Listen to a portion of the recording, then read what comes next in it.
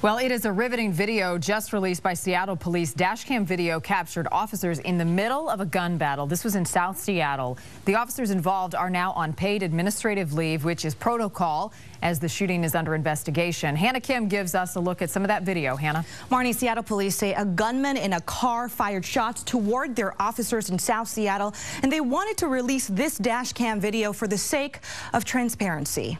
Seattle police officers are questioning a domestic violence suspect on New Year's Eve. Okay, and you're getting your stuff and moving out. The suspect is in the middle of the screen, sitting on the hood of the police car explaining what happened. Then out of nowhere, several gunshots. 3 officers immediately react. They all draw their guns while protecting the suspect behind the patrol car. SPD says only one of their officers fired back.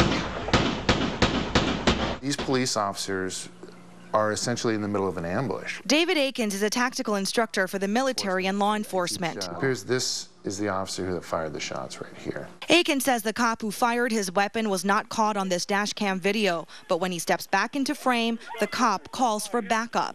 He calls in shots fired, and then as soon as he calls in shots fired, you see him reload his firearm. What we also don't see from the dashcam video is whether or not the officer identified the suspect before firing back. A more complete picture would be forthcoming if we had additional dashcam video from the other units. But from what he can see right now, Akins says the officers acted appropriately. I can see nothing procedurally wrong that the police officers did. They did exactly what their training would tell them to do. Seattle police would not go on camera except to say the video speaks for itself.